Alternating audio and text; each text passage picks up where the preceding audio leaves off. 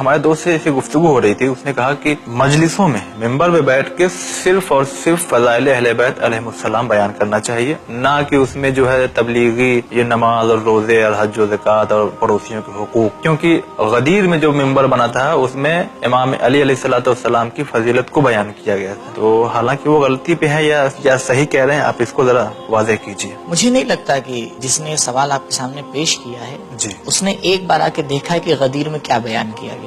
نہیں دیکھا، خود سوال بتا رہا ہے۔ ہمارے سامنے جب لفظ غدیر آتا ہے تو ہمارے سامنے صرف ایک جملہ آتا ہے، من کنت مولاہ فہذا علی مولا، جبکہ غدیر کا خطبہ تقریباً 1.5 گھنٹے کا خطبہ ہے جس میں 800 سے زیادہ جملے ہیں، تقریباً بہت سے حلال اور حرام ہیں جو اس خطبے کے اندر موجود ہیں۔ اچھا، تمام ائمہ کا نام اس میں موجود ہے، فروع دین کا اس کے اندر ذکر ہے، اصول دین کا اس کے اندر ذکر ہے، توحید ہے، خداوند متعال کے تقریباً 70 سے زیادہ اسماء اس کے اندر آپ کو ملیں گے۔ خطبہ غدیر ایک بہت لمبا خطبہ ہے، تو اگر رسول خدا نے ممبر غدیر کا سجایا تو اس میں بہت سی باتیں کہی ہیں۔ ٹھیک ہے، ہم بھی آپ کی بات کو مانتے ہیں، جب بھی آپ ممبر پہ جائیے جو غدیر میں کہا گیا ہے وہ کہیے، جو کہا گیا وہ کہیے۔ غدیر میں امر بالمعروف کہا گیا ہے آپ کہیے، غدیر میں نماز کی تاکید کی گئی ہے کہیے، غدیر میں روزے کے لیے کہا گیا ہے کہیے، غدیر میں اصل دین کے لیے کہا گیا ہے کہیے، غدیر میں تمام ائمہ کو پہچانوایا گیا ہے پہچانوائیے، غدیر میں مولا کائنات کی ولایت کو بیان کیا گیا ہے بیان کریے۔ مسئلہ یہ کہ ہم نے غدیر کو نہیں سمجھا ہے، ہم یہ سمجھتے ہیں کہ ہم سمجھ گئے ہیں،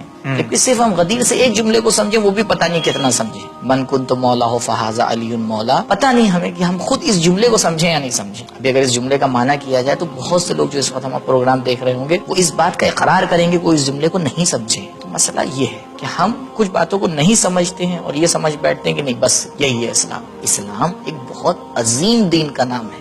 یہ بتائیے دین اسلام کو بنایا کس نے؟ رسول خدا کا بنایا ہوا دین ہے؟ نہیں، خدا کا بنایا ہوا دین ہے۔ صحیح۔ دیکھیے دین اسلام وہ چیز ہے کہ جس کو بچانے کے لیے حسین جیسے انسان نے اپنے آپ کو قربان کیا ہے، اس سے زیادہ آپ اسلام کی عظمت کو نہیں بتا سکتے، سب سے عظیم چیز ہے، اور ہم بغیر سمجھے ہوئے اس کی تفسیر کرنے لگتے ہیں۔ کم سے کم اپنی زندگی کا کچھ وقت لگائیں اس اسلام کو سمجھنے کے لیے کہ جس کو بچانے کے لیے زینب نے اپنی رضا دی ہے، اور اگر بغیر سمجھے اس دنیا سے چلے گئے تو کل خدا کو جواب دینا